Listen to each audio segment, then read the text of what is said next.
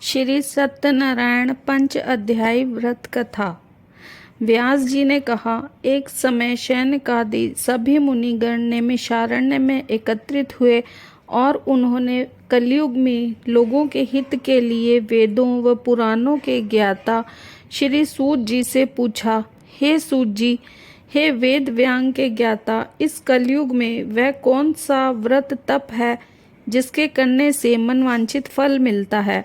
हे महामुने, कृपा करके हमें कलयुग में पापों के छुटकारे और धन धान्य देने वाला कोई उपाय बताएं। हम सब ऋषि मुनि आपके श्री मुख से वह उपाय सुनना चाहते हैं। श्री सूत जी बोले, हे मुनि श्रेष्ठ, तुम धन्य हो जिसने प्राणियों के हित के लिए ऐसा उत्तम प्रश्न किया है। एक बार ऐसा ही प्रश्न नारद जी ने भगवान कमलापति से किया था, वही मैं आपको सुनाता हूँ। एक बार नारद जी भ्रमण करते करते पृथ्वी लोक में जा पहुँचे। उनका यह भ्रमण तीनों लोकों के प्राणियों के परोपकार की भावना को लेकर था। पृथ्वी लोक में जाकर उन्होंने देखा कि वहाँ लोग तरह तरह के पाप भोग रहे हैं। वे बार बार मृत्यु को प्राप्त होते हैं और हर बार विभिन्न योनियों में जन्म लेकर अपने कर्मों का फल भोगते हैं। उन सभी दुखी प्राणियों को देखकर नारद जी सोचने लगे कि इनका कष्ट किस प्रकार दूर हो, किस प्रकार इन्हें दुखों से मुक्ति मिले। यही सब सोचते सोचते वह विष्णु लोक में आ गए। वहाँ चार भुजा भगवान विष्णु शेष सैया पर विराजमान थे। वे शंख चक्र गदा व कमल अपने हाथों में धारण किए हुए थे। गले में वनमाला पड़ी थी।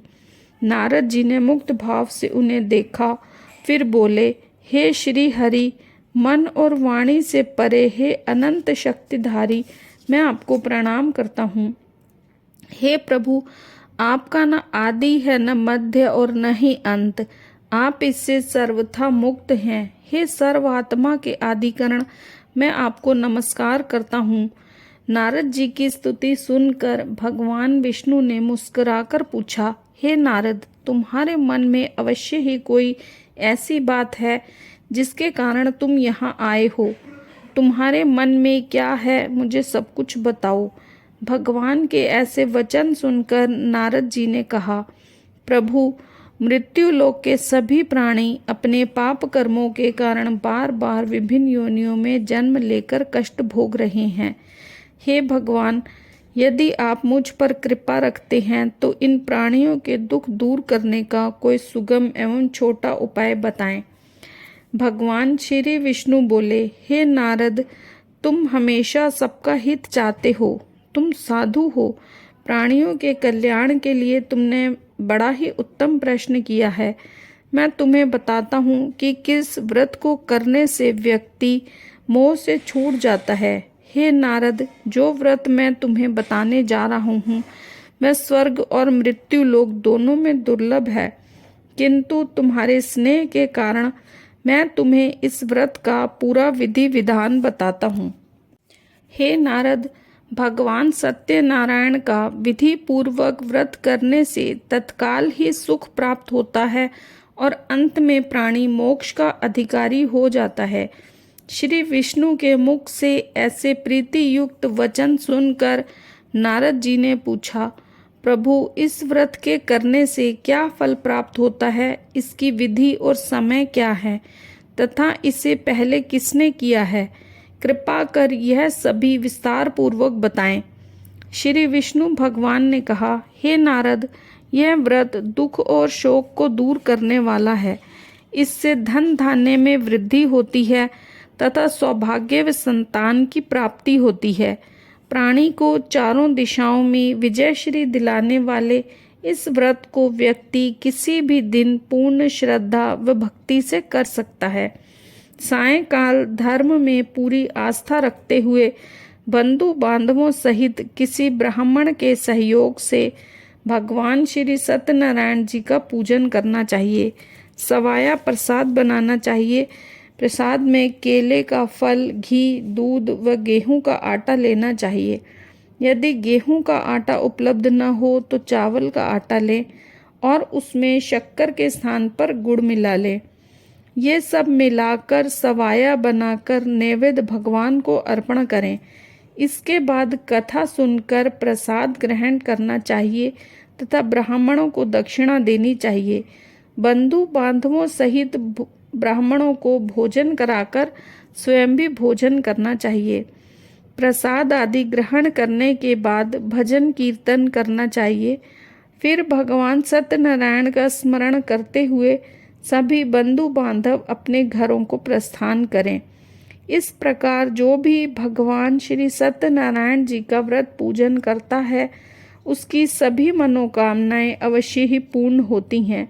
इस कलयुग में दुख एवं दरिद्रता से छुटकारा पाने का इससे छोटा कोई उपाय नहीं है। श्री स्कंद पुराण के रेवा खंड की सत्यनारायण व्रत कथा का प्रथम अध्याय पूर्ण हुआ। बोलो सत्यनारायण भगवान की जय। द्वितीय अध्याय। सूत जी बोले, हे मुनीश्वर, पहले इस व्रत को किसने किया, अब मैं तुम्हें इस विषय में बताता हूँ, सुनिए। बहुत ही रमणीय स्थल काशीपुरी में एक बड़ा ही निर्धन ब्राह्मण रहता था। वह भूख प्यास से दुखी यहाँ वहाँ भटक कर भिक्षा मांगकर अपना पेट भरता था। इस ब्राह्मण को दुखी देखकर ब्राह्मणों से प्यार करने वाले भगवान विष्णु बड़े व्यथित हुए। फिर एक दिन वे बूढ़े ब्राह्मण का वेश धारण कर पृथ्वी पर आकर उस ब्राह्मण से बोले, हे विप्र, तुम इतने दुखी होकर इस पृथ्वी पर क्यों भटक रहे हो? कृपा करके मुझको अपनी विपदा बताओ। ब्राह्मण बोला, हे बंधु, मैं अत्यंत ही निर्धन और दुखी हूँ।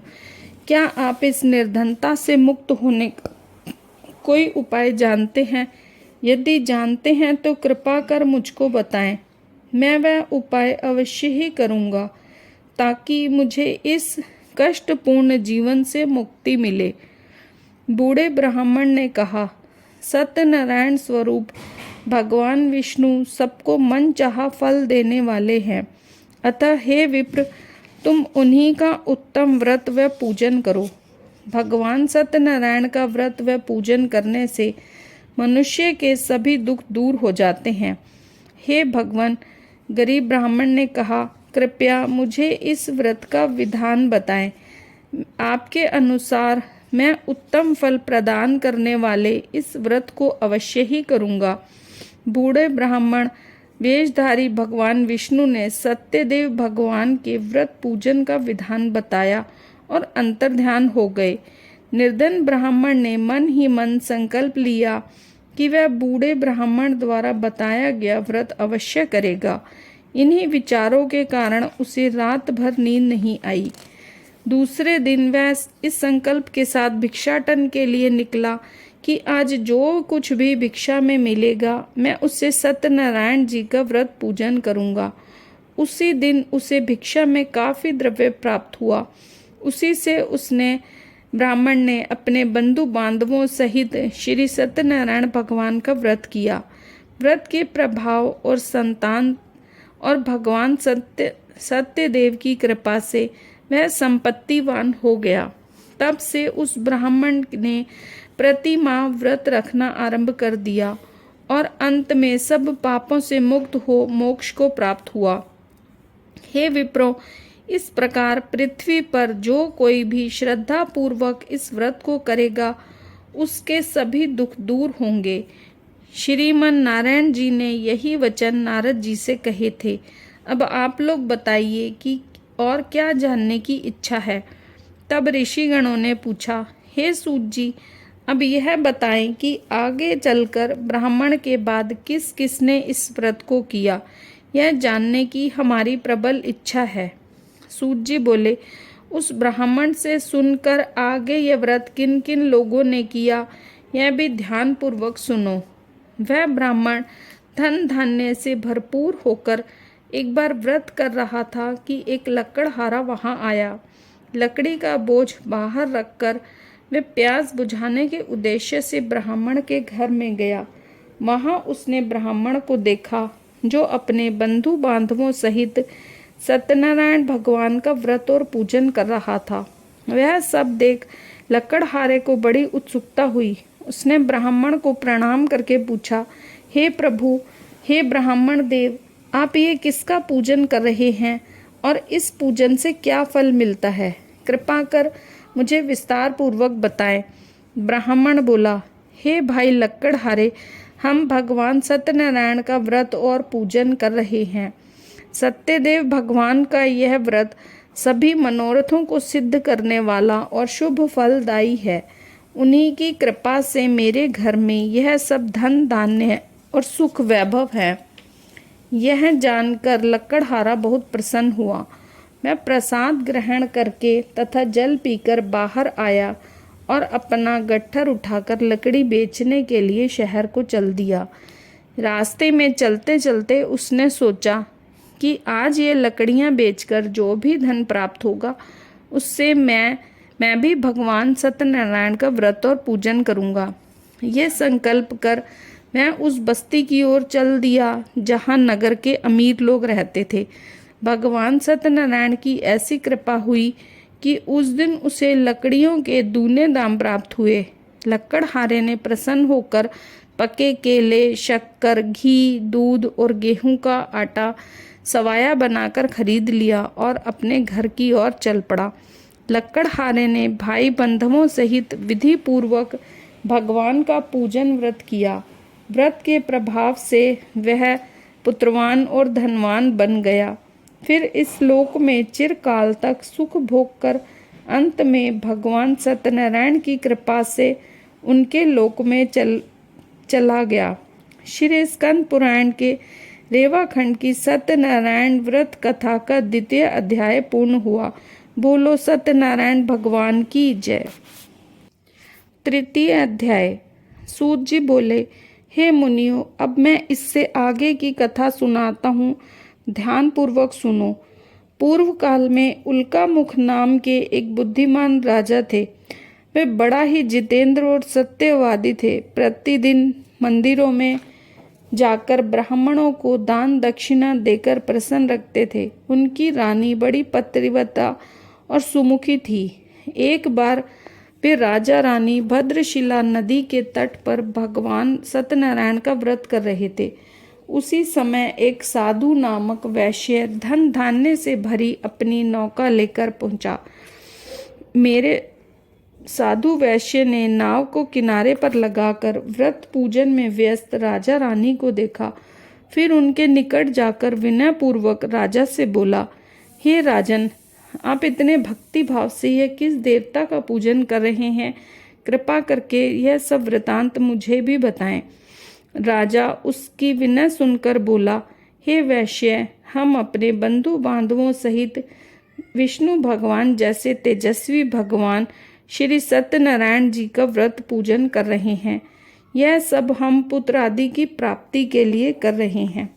राजा की बात सुनकर साधु बोला, महाराज, आप कृपा करके मुझे इस व्रत के संबंध में सारा विधान बताएं ताकि मैं भी यह व्रत करूं। मेरे भी कोई संतान नहीं है। क्या इस व्रत के प्रभाव से मेरे संतान हो जाएगी? अवश्य होगी वैश्य। भगवान सत्यदेव किसी को भी निराश नहीं करते। यह कहकर राजा ने उसे व्रत से संबंधित पूरा विधि विधान बता दिया। सब कुछ जान लेने के बाद वैश्य खुशी खुशी अपने घर चल दिया। घर पहुंचकर उसने पत्नी लीलावती को सब कुछ बताया। फिर बोला, यदि हमारे घर संतान हुई तो हम भी श्री सत्यनारायण भगवान जी का व्रत करेंगे। उसकी पत्नी यह सुनकर बहुत प्रसन्न हुई। इस प्रकार दिन गुजरने लगे और कुछ समय बाद लीलावती गर्भवती हो गई। 10वें माह में उसने एक कन्या को जन्म दिया। यह कन्या चंद्र की कला की भांति दिनों दिन बढ़ने लगी। इस कन्या का नाम कलावती रखा गया। एक दिन लीलावती ने अपने पति से कहा, स्वामी, आपने कहा था कि जब हमारे संतान उत्पन्न हो जाएगी तब आप भगवान सत्यनारायण का व्रत पूजन करेंगे। अब आप इतने अपने संकल्प के अनुसार यह कार्य क्यों नहीं करते? साधु बोला, प्रिय, हम कन्या के विवाह के समय ये व्रत कर लेंगे। इसके बाद वैश्य पुनः अपने काम से दूसरे नगर को चला गया। इधर कन्या भगवान सत्यनारायण की कृपा से तेजी से बढ़ रही थी। एक दिन वैश्य ने अपनी पुत्री को सहेलियों के साथ विचरण करते देखा तो उसे सुधि आई कि कन्या सयानी हो गई है और अब इसका विवाह कर देना चाहिए। अतः पत्नी से विचार विमर्श करके उसने शीघ्र ही कन्या के लिए सुयोग्य वर तलाशने के लिए अपने दूतों को भेज दिया। वैश्य की आज्ञा पाकर दूत सर्वप्रथम सुसंपन्न कांचन नगर को चल दिए।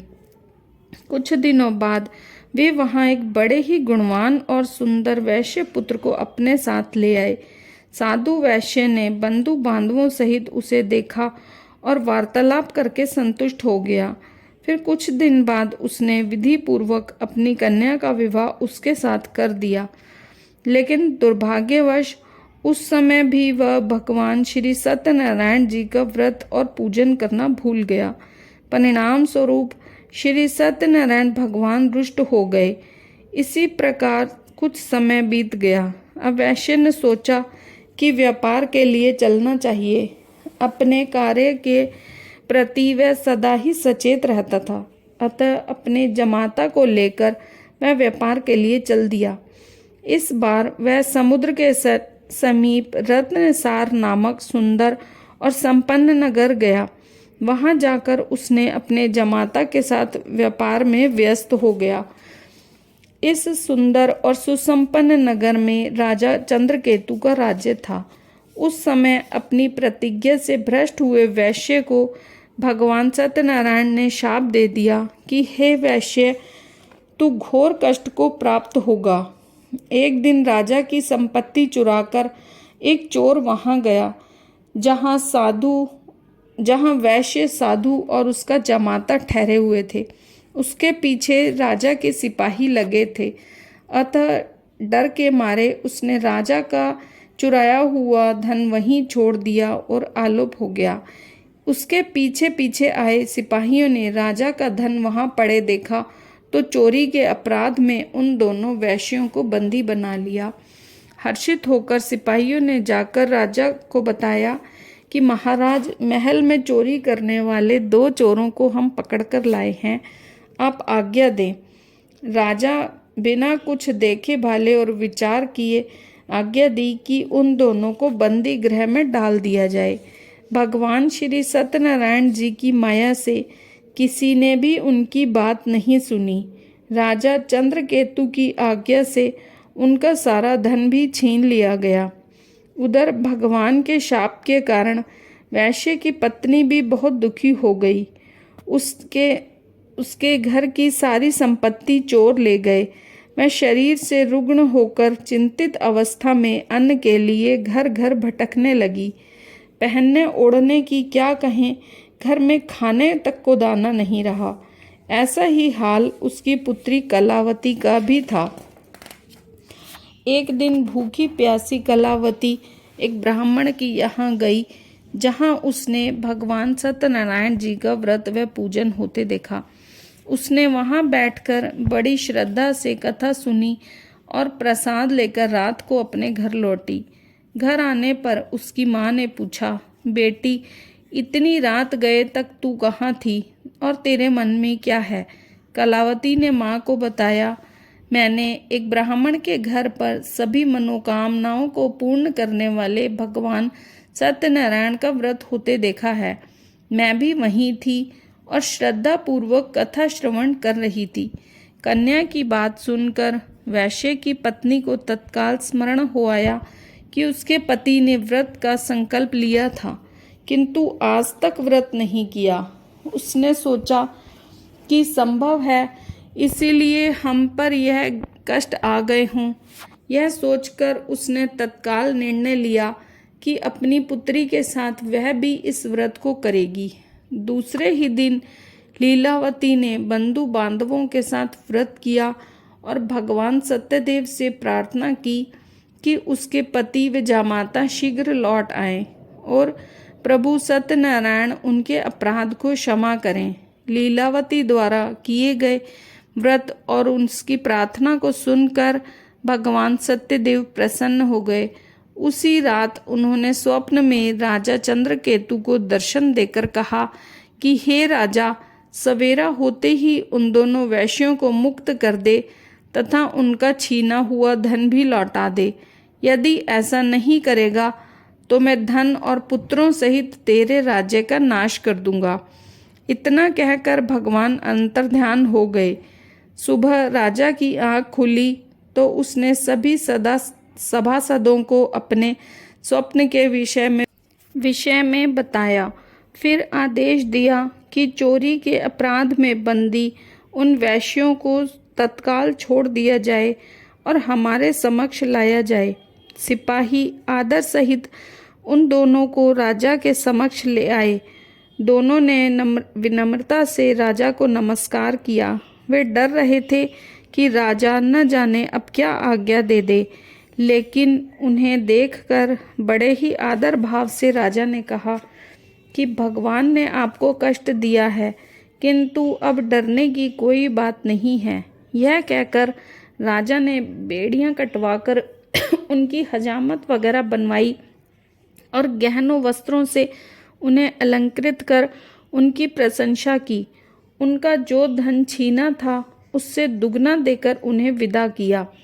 दोनों ने राजा को प्रणाम किया तथा धन लेकर खुशी खुशी अपने घर को चल दिए। श्री स्कंद पुराण के रेवा खंड की सत्यनारायण व्रत कथा का 3 अध्याय पूर्ण हुआ। बोलो सत्यनारायण भगवान की जय। 4 अध्याय। सूत जी बोले, इस प्रकार साधु नामक वैश्य मंगल स्मरण करके और ब्राह्मणों को दक्षिणा आदि देकर अपने घर चल दिया।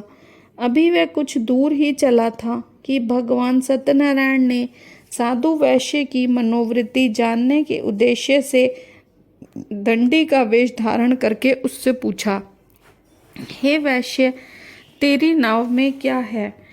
धन के मद में चूर वैश्य ने कहा, हे दंडी स्वामी, क्या तुम्हें मुद्रा चाहिए? मेरी नाव में तो बेलपत्र भरे हैं। वैश्य के ऐसे निष्ठुर वचन सुनकर दंडी वेशधारी भगवान सत्यनारायण ने कहा, हे वैश्य, तुम्हारा कहना सत्य हो। इतना कहकर दंडी वैश्य के पास से हटकर कुछ दूर समुद्र के किनारे जाकर बैठ गए। दंडी के जाने के बाद साधु ने महसूस किया कि नाव हल्की हो गई है और कुछ फूली हुई लग रही है। वह बहुत चकित हुआ और कपड़ा हटाकर देखा। धन के स्थान पर बेलपत्र देखकर उसे मूर्छा आ गई। उसके जमाता ने उसे संभाला और जल आदि छिड़ककर होश में लाया। होश में आने पर वह अपने धन के लिए विलाप करने लगा। तब दामाद ने कहा, इस प्रकार शोक क्यों करते हैं? यह उस दंडी स्वामी का शाप है। वह दंडी सर्वसमर्थ है, इसमें संशय नहीं। उनकी शरण में चलना चाहिए, वहां जाने पर ही मनोवांछित फल मिलेगा। दामाद का कहना मानकर वैश्य दंडी स्वामी की शरण में गया और प्रणाम कर आदर पूर्वक बोला, हे प्रभु, मैंने जो कुछ भी आपसे कहा था उसके लिए मुझे क्षमा कर दें। ऐसा कहते समय वह महाशोक से व्याकुल हो उठा। वैश्य को रोते देख दंडी स्वामी ने कहा, रो मत। सुनो साधु, तुम मेरी पूजा से विमुख हुए हो। हे कुबुद्धि, इसलिए मेरी आज्ञा से ही तू बार बार दुख भोग रहा है। अब वैश्य को सारी बात समझ में आ गई। वह विनती करते हुए बोला, हे प्रभु, आपकी माया को तो ब्राह्मण आदि भी नहीं समझ सकते, तो फिर मैं भला आपकी लीला को कैसे समझ सकता हूँ? ब्राह्मण आदि भी आपके अद्भुत रूप व गुणों को नहीं जानते। हे प्रभु, मुझ पर प्रसन्न हो। मैं माया से भ्रमित मूढ़ बुद्धि आपको कैसे पहचान सकता हूँ?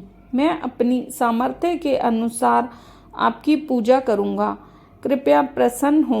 हे प्रभु, मेरा धन पहले जैसा था वैसा ही कर दें। मैं आपकी शरण में हूँ, मेरी रक्षा करें। वैश्य के ऐसे भक्ति युक्त वचनों को सुनकर भगवान सत्यनारायण प्रसन्न हुए और वैश्य को मन चाहा वर देकर अंतर्ध्यान हो गए। तब वैश्य अपनी नाव पर आया तो उसने धन से भरी पाया। वह बोला, भगवान सत्यदेव की कृपा से मेरी मनोकामना पूर्ण हुई। फिर उसने अपने जमाता और साथियों सहित भगवान सत्यनारायण की पूजा की। भगवान सत्यदेव की कृपा पाकर साधु बहुत प्रसन्न हुआ। फिर नाव द्वारा अपने देश को चल दिया।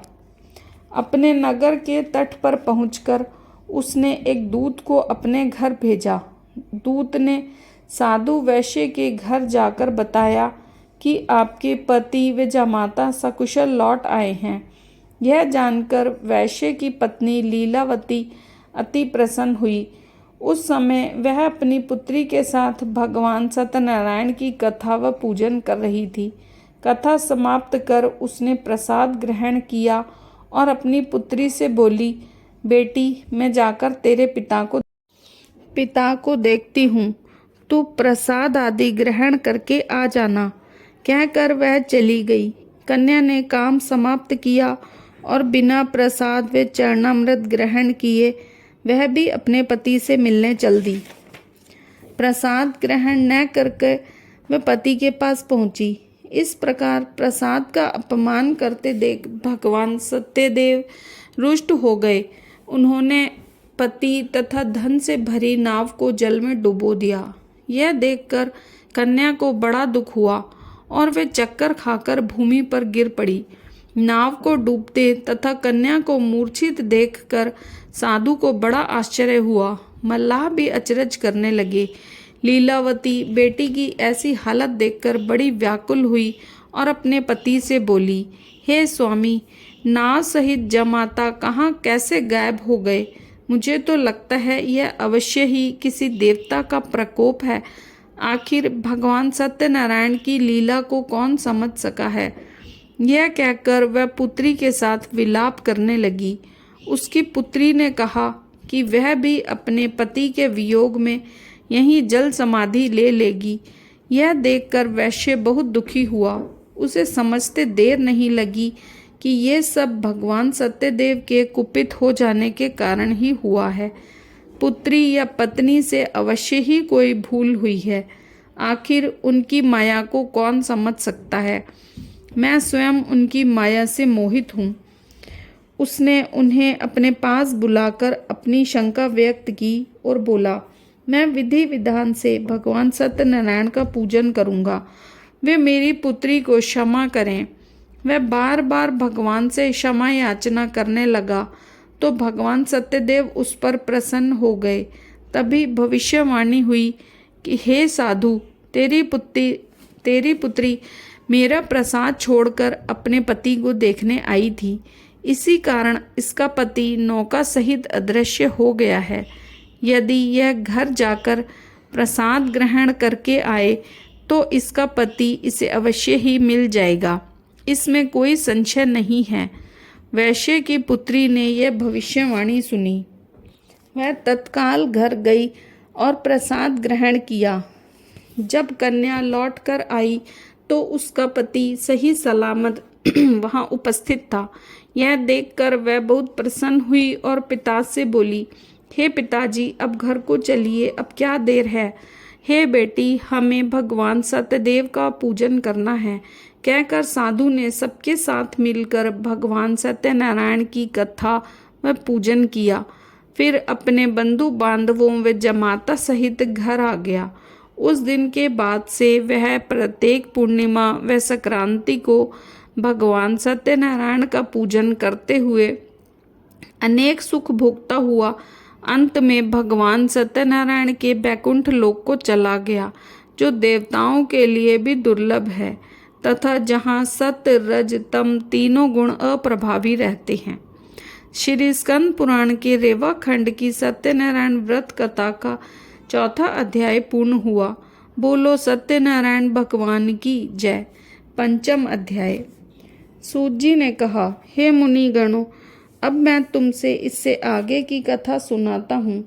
तुंगध्वज नामक एक राजा था जो अपनी प्रजा को संतान की भांति पालन करता था, किंतु भगवान सत्यनारायण का प्रसाद न लेने से उसे भी बहुत दुख उठाने पड़े थे। एक दिन राजा शिकार खेलने के लिए वन में गया। जहाँ उसने बहुत से जीवों का शिकार किया। वहीं एक वट वृक्ष के नीचे उसने कुछ ग्वालों को भगवान सत्यनारायण का पूजन करते देखा, किंतु गर्व के कारण न तो वह पूजन स्थल तक गया और न ही भगवान को प्रणाम किया। फिर गोप ग्वाले प्रसाद लेकर राजा के पास गए। प्रसाद राजा के समीप रखकर वे पूजन स्थल को लौट गए। राजा ने प्रसाद की ओर देखा भी नहीं, जिसके कारण उसे बड़ा ही दुख भोगना पड़ा। उसके 100 पुत्र, धन धान्य, राज्य सभी कुछ नष्ट हो गए। राजा वहां पहुंचा जहां सत्यदेव का पूजन हो रहा था। वहां जाकर राजा ने ग्वाल बालों के संग पूजन किया और क्षमा याचना की। इससे भगवान सत्यनारायण प्रसन्न हो गए। उनकी कृपा से उसे पुत्र आदि सब कुछ प्राप्त हो गया। फिर इस जीवन में सुख भोगकर अंत में वह सत्यनारायण भगवान के लोक को चला गया। इस परम दुर्लभ सत्यनारायण व्रत को जो भी धारण करता है और इसकी फलदायी कथा को भक्ति पूर्वक सुनता है, उसे श्री सत्यनारायण की कृपा से भरपूर धन आदि प्राप्त होते हैं। दरिद्र धन पाते हैं, बंदी बंधनों से मुक्त हो जाते हैं, भयग्रस्त का भय मिट जाता है। यह निसंदेह सत्य है। इस कथा व व्रत के प्रभाव से व्यक्ति जीवन भर सुख भोगकर अंत में सत्य लोक को पाता है। हे विप्रो, मैंने यह सत्यनारायण व्रत की कथा कही। इसके प्रभाव से व्यक्ति सब बंधनों से मुक्त हो जाता है। यह व्रत कलयुग में विशेष फलदायी है। भगवान सत्यनारायण अलग अलग समय में अलग अलग रूप धरकर अपने भक्तों को सुख पहुंचाते हैं। कोई उन्हें काल कहता है, कोई ईश्वर, कोई सत्य देव तो कोई सत्यनारायण। अनेक रूप धरकर भी वे मन चाहा फल देने वाले हैं। कलयुग में सत्य व्रत रूपी सनातन सत्यनारायण ही होंगे। सभी को मन चाहा फल देने के लिए भगवान विष्णु ने सत्यनारायण का रूप धर लिया है। हे मुनिगण, जो इस कथा का नित्य पाठ करेंगे अथवा सुनेंगे, श्री सत्यनारायण की कृपा से उनके समस्त पाप नष्ट हो जाएंगे। सूत जी बोले, हे मुनीश्वरों, जिन्होंने सत्यनारायण का व्रत पहले किया था, उनके अगले जन्म की कथा सुनाता हूँ। सुनो। महान बुद्धिमान शतानंद ब्राह्मण सुदामा हुआ और श्री कृष्ण की आराधना कर मोक्ष को प्राप्त हुआ। लकड़ी बेचने वाला लकड़हारा भील घोराज बना और श्री राम जी की सेवा कर मोक्ष का अधिकारी हुआ। राजा उल्कामुख महाराज दशरथ हुए और श्री रंगनाथ की पूजा कर बैकुंठवासी हुए।